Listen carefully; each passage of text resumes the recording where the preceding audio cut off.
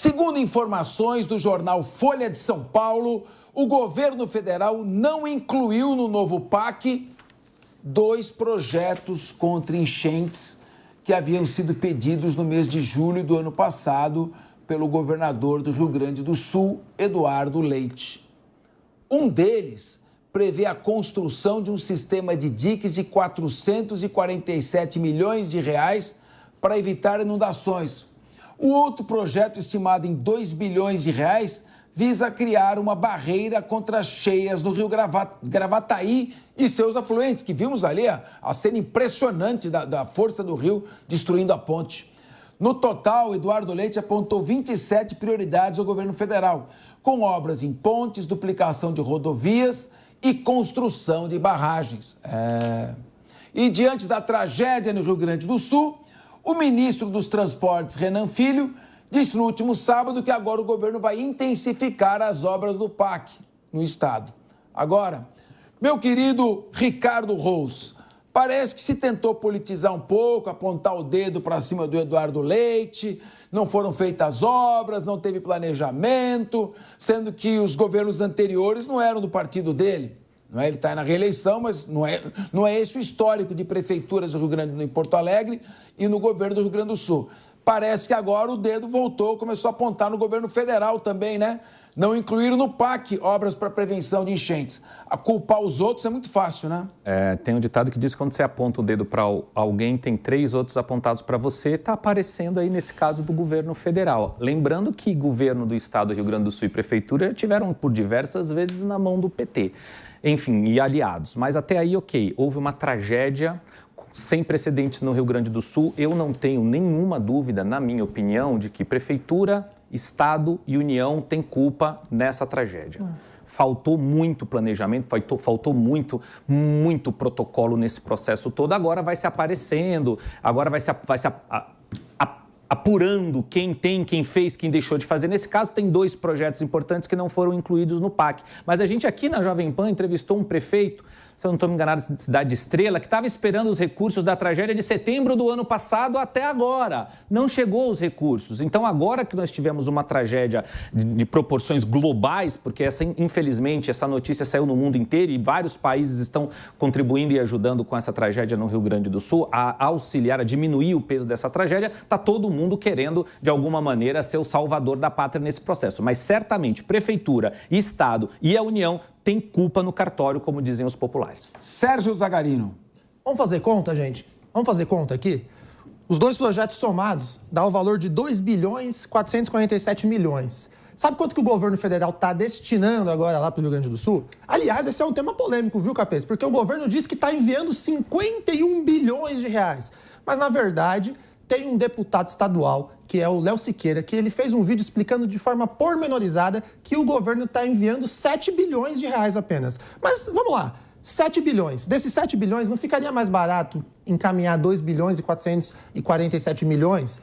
É conta simples, gente. Então, toda vez que a gente se depara com uma tragédia, não é uma tragédia porque Deus quis, é uma tragédia anunciada. Situações são solicitadas, as obras estavam ali pedidas pelo órgão público local, faltou mandar dinheiro, faltou falar assim, ó, tá aqui meu filho, faz, inclui no projeto, vamos corrigir, vamos prevenir. Só que a palavra prevenção no Brasil parece que soa longe aí de quem tem as tomadas de decisão.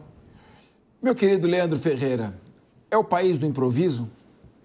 A gente tem muito improviso, sem dúvida alguma, né? Mas é também o país do atraso, né? A gente tem muito trabalho sério que é deixado de lado, atrasa, e os resultados, as consequências aparecem depois, né? Esse tipo de situação em relação às obras do PAC é a típica situação que é a primeira coisa a ser cortada quando vem o pessoal falar e o déficit? Tem que cortar porque é dívida. Sabe como é feito investimento nesse país? Com dívida, mesmo que seja uma dívida do governo. Então, eu acho que a gente tem que chegar numa discussão aqui sobre obra de enchente, obra de resiliência climática, talvez tenha que ficar de fora da conta do resultado primário, que é a conta dívida ou superávit. A gente está disposto a isso? Porque esse é o único jeito de atender a todos os pedidos que estão espalhados pelo país. Eu não estou dizendo que o Eduardo Leite ou o governo federal acertaram ou erraram. Eu acho que erraram de talvez não priorizar dos 2 lados, porque foi pedido 3 projetos para cada governador e o Eduardo Leite enviou 27. Eu acho que ele tem 27 prioridades, de fato. Agora, só dá para fazer se a gente tiver como colocar dentro do orçamento. Ô Leandro, só me ajuda com uma questão. É uma questão voltada à sua área profissional. Como é que a gente faz, então, para zerar essa dívida? Porque nós, pessoas normais, não queremos ter dívida. Eu, Sérgio Zagarino, não quero ter dívida na minha vida. Por que a gente tem que aceitar que o país vai ter dívida pro resto da vida? Para sempre. Como é que faz o governo para zerar essa dívida? Tem que ter um plano? Qual que é o plano? O que os governos vêm apresentando? E agora eu não estou dizendo do governo Lula, do governo Bolsonaro. O que tem que ser feito? Sérgio, sua pergunta é instrutiva. Porque a resposta para ela é: você é uma pessoa, o governo é um ente soberano, a figura mais importante desse país.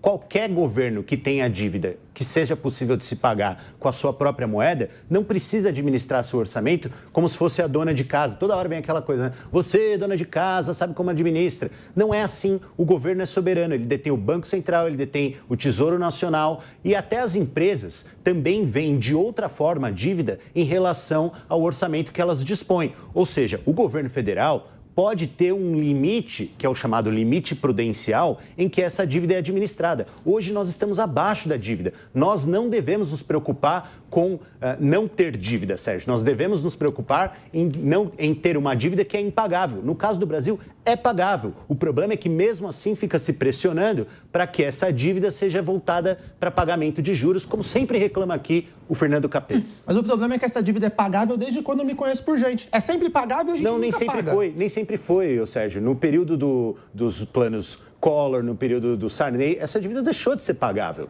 né? Porque a nossa moeda perdeu soberania em função da inflação. O Plano Real vem, ajusta, a gente troca no governo. Qual foi o grande mérito do governo Lula em relação à dívida? Não é fazer mais ou menos dívida, foi trocar a dívida pela dívida externa pela dívida interna, porque essa dívida você se paga em reais. E real, quem emite é o governo. Tem que dosar isso para não gerar inflação. Mas, muito obrigado pela sua pergunta, porque ela é uma oportunidade instrutiva de falar sobre isso. Muito bem, olha, ficamos todos muito instruídos e eu aqui muito animado de saber que a gente cresce com dívida. Como nossa dívida hoje passa de 7 trilhões de reais e 90% do PIB, acho que vamos crescer bastante então, né, Deise?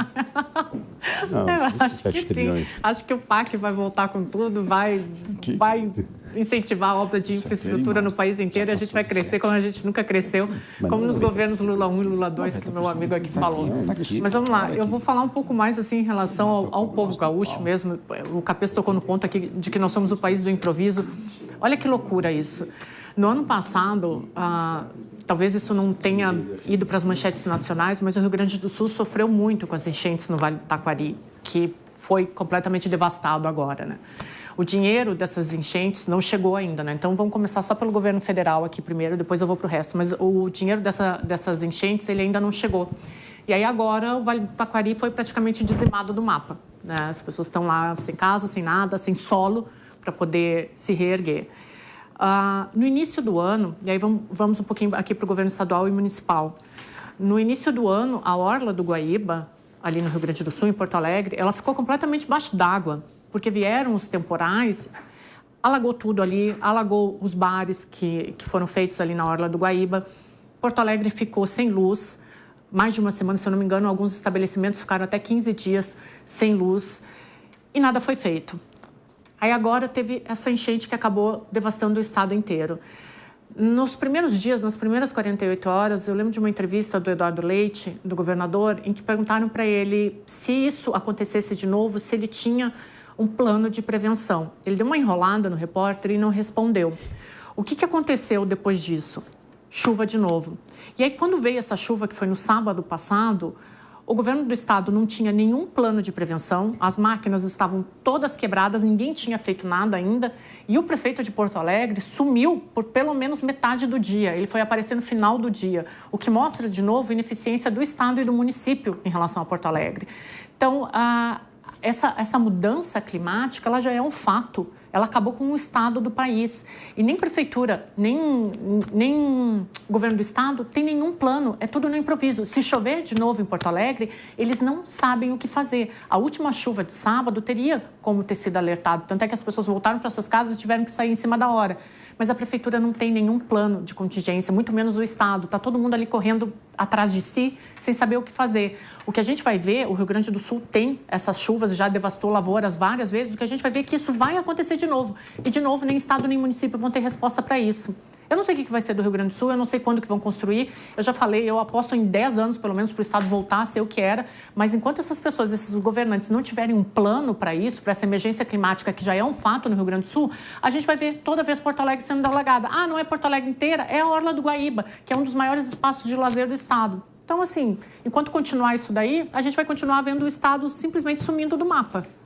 É verdade. Vamos mudar de assunto, mas antes, satisfazer aqui e responder a dúvida do Sérgio Zagarino também. Ele perguntou e pode ser a dúvida aqui dos nossos espectadores. Quando terminou o governo Fernando Henrique Cardoso, o Brasil tinha uma dívida de 830 bilhões de reais. Ao término do segundo mandato consecutivo do ex-presidente Lula, em 2009, a dívida dobrou para 1,5 trilhão de reais. É como dizem os economistas de esquerda, vamos endividando para esperar o crescimento.